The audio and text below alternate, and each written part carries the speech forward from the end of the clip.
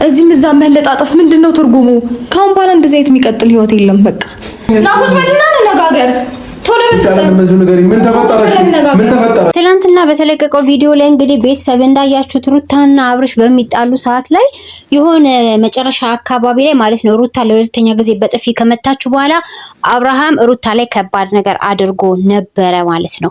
ያቺን ቦታ ደግሞ ቆርጠው ሩታ ስቲል ወዴት እንደገባች እንኳን ሳይታወቅ ነው ቪዲዮ የቆመው። እዛ ጋር በጣም ምሽት ስጠራጠር ነው ያመሸሁትኝና ለምን ሆነ? ምክንያቱም ቢያንስ ማለት ነው ከዛች ፓርት ቀጥሎ ምን ተፈጥሮ ነው ሩታ እንዳትታይ ሆነው እዛ ቪዲዮ ላይ እና የሆነ በጣም ከባድ ነገር እንደተፈጠረ ሜቢ አብርሃም ሰንዝሮባት እንደሆነ ነው መረጃም እየወጣ ያለው፣ እንዲሁም ደግሞ ጥርጣሬ እውነት እየሆነ ያለው ማለት ነው።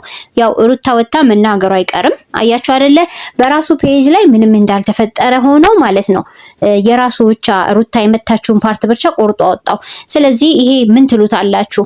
ነገ ወዲያ ያው መውጣቱ አይቀርም። አሁን እዚህ ጋር ሩታና አብርሽ እንደ ሕፃን ልጅ መደባደባቸውን እኛ ፈቅደን አይደለም፣ እንደ ልጅ መጠፋጠፋቸውን ፈቅደን አይደለም። ነገሩ ያናድዳል። እንዲያውም እኮ ገና አቃጥልሻለሁ ሲላት ማለት ነው ምን ታደርግ እቺ ልጅ? ቆይ እንዴት በምን ትዕግስት ነው ልትቆጣጠረው የምትችለው ማለት ነው? እንደ ሕፃን ልጅ ልክ ገና አቃቃ እንደሚጫወት ሕፃን ልጅ ባለትዳር እኮ አይመስልም። ገና አናድድሻለሁ፣ ገና አቃጥልሻለሁ። ብዙ ምን አቃጥላት?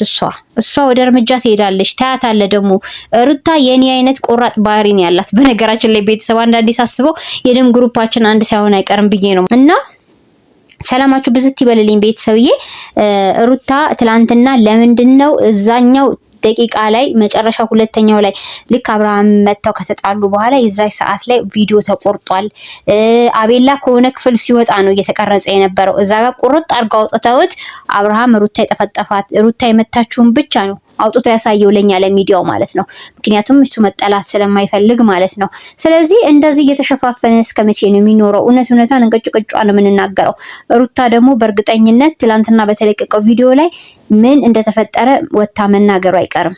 አትዋሹም። እሷ መደበቅም አትችልም ተፈጥሯ ስላልሆነ።